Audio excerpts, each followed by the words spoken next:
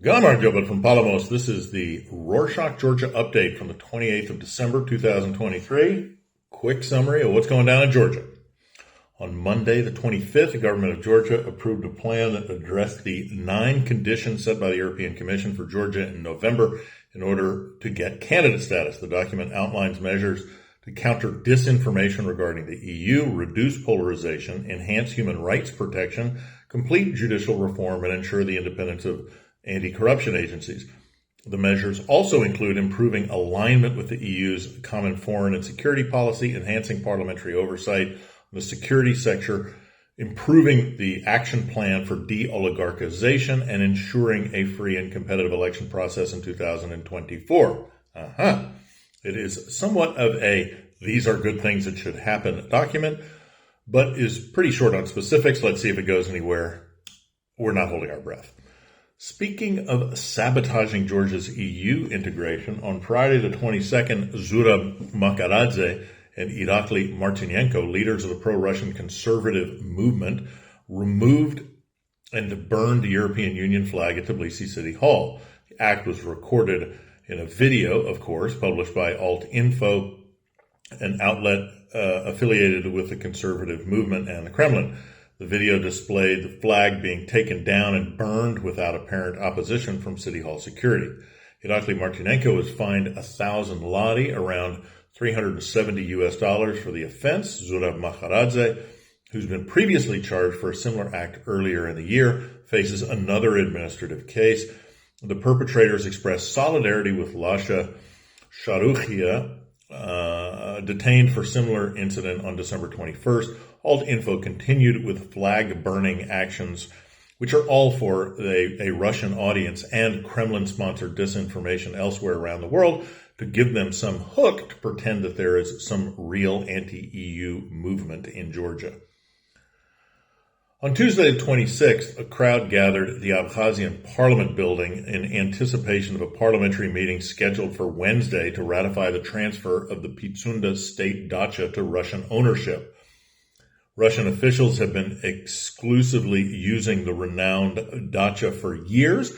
Despite signing an agreement in January 2022, Abkhazian protested the conditions outlined in the deal, particularly an error in the coordinates, the coordinates that revealed a significant part of Pitsunda's resort territory was also going to Russia.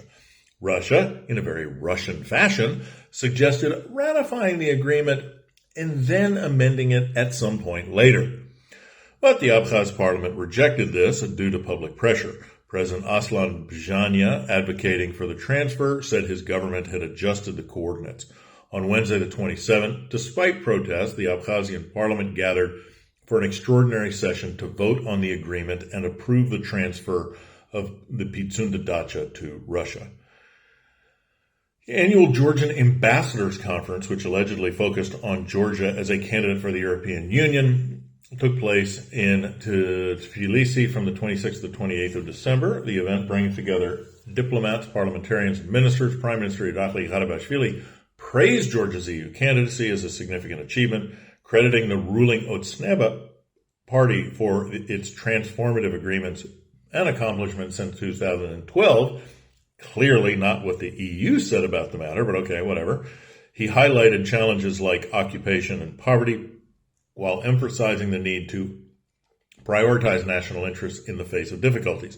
Foreign Minister Ilia Darchiashvili expressed gratitude for the EU candidacy, noting its irreversibility and emphasizing ongoing reforms derived from societies and national interests. Speaker of Parliament Shalva Papuashvili congratulated Georgia on EU candidacy, urging concerted efforts towards membership. EU officials, including Oliver Verhelyi and Georgian Kopman, commended Georgia's progress and pledged continued support. On Monday the 25th, Transparency International, or TI, a local watchdog organization, published a report, 2023 Statistics of Violence Against Georgian Media Representatives and the State's Response.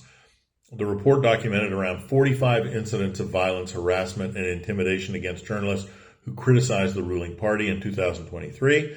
Special Investigative Service opened 14 criminal cases this year for obstructing journalists' professional activities. 1 is closed, 4 were sent to court, and 9 are under investigation. The report identified 3 main categories of violence: overt assault, threats and intimidation attempts, and violence during protests. The report cites specific incidents, including attacks on media crews, threats and attempts to discredit journalists, such as physical assault on Misha Mishfildadze, an actor and co-founder of Formula TV, in June in central Tbilisi. TI emphasized the need for a fear-free and safe media landscape, calling for thorough investigations into crimes against journalists. On Monday the 25th, the Prosecutor General's Office of Georgia launched criminal proceedings against 3 organizers, 1 member and 1 legal entity associated with a transnational organized criminal group. Collaborating with Eurojust and the European Union Agency for Criminal Justice Cooperation and German authorities, the investigation revealed that the group operated in a call center in Georgia targeting German citizens with false information on electronic trading opportunities. The group fraudulently appropriated victims' funds and laundered them through fictitious transactions, leading to purchasing properties, including real estate. Criminal proceedings for money laundering have been initiated with associated real estate confiscations. The organizers, already sentenced in Germany, face imprisonment, and the Georgian prosecutor's office aims to identify and expose other individuals and entities involved in similar activities. On Friday the 22nd, Radio Free Europe, Radio Liberty, an international media platform, published Nastya Arabuli's article, quote, "Georgia in the State Party Colors, How Country Turned Blue," end quote. The article talks about the excessive use of dark blue, the color of the ruling party Georgian Dream, or Otsneba, in the visual communication of the Georgian government, which has raised concerns about blurring boundaries between state and the party. Color dominates official posts, videos, events, subway seats, and even greetings, creating a symbolic relationship between the party and the state. Such practices, observed in countries with prolonged single-party rule, aim to maintain control, limit pluralism, and foster loyalty. You can take a look at some pictures in the article in Georgian, linked in the show notes. Some regional news. On Tuesday the 26th, Energo Pro Georgia, an electricity company, released a statement saying that its technical teams are working to restore electricity in West Georgia under the special regime due to the severe weather conditions. Although the company has restored power to some subscribers, ongoing damage to energy infrastructure persists due to worsening weather. The company is incurring significant electricity supply losses, and numerous high-voltage lines are damaged despite stable electricity supply in Dabga, Kharagauli, and nearby villages. Energo Pro Georgia is supplying limited power to regional centers such as Ambralauri, Tsageri, Lentechi, Tsalenjicha, and Chkhorotsku. The town of Mestia experienced a night without electricity, but the company has already restored the supply.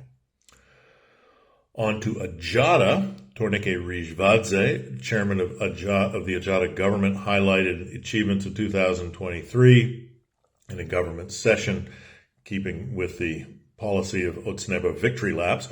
Notably, the Autonomous Republic's consolidated budget neared $1 billion lari, around $370 million US.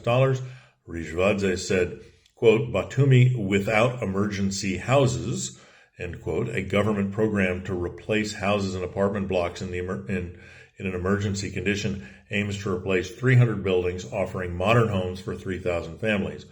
Over 400 families will soon receive apartments. 600 more will benefit from house rehabilitation projects given out in the year before a parliamentary election, particularly, which is practically now a Georgian tradition. Economic front, Georgian Railways, National Railway Company, has reportedly purchased electric locomotives worth 184 million lari, which is about $68 million US, from the Russian company Ural Locomotives. The tender process began in November 2023. Winning bid from Georgia LLC, affiliated with the Russian company, matched the estimated cost. Georgia LLC is owned by Gela Dzidzikashvili and directed by Irakli Chkheti, Ura Locomotives is part of the Russian Sinata Group, a diversified holding company not currently under international sanctions, except for its bank, Sinata, which is listed on the Ukrainian government sanctions portal. The former president of Sinata Group, Dmitry Pumpyansky, is under sanctions from the EU, the UK, US, Canada, Japan, and New Zealand. Pumpyansky faced restrictions due to his company's collaboration with Russian authorities and his attendance at a meeting with Putin in February 2022. And finally, some important cat news. Agricultural University of Georgia's team of veterinary surgeons successfully performed an operation to fit a limb prosthesis on a cat for the first time in the country.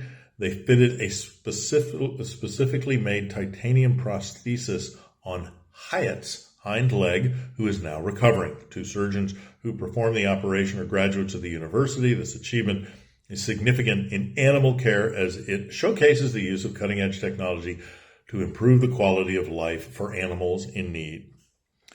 And that's it for this week. Tired of Christmas movies and jingles? Don't want to think about the awkward upcoming dinner with your family?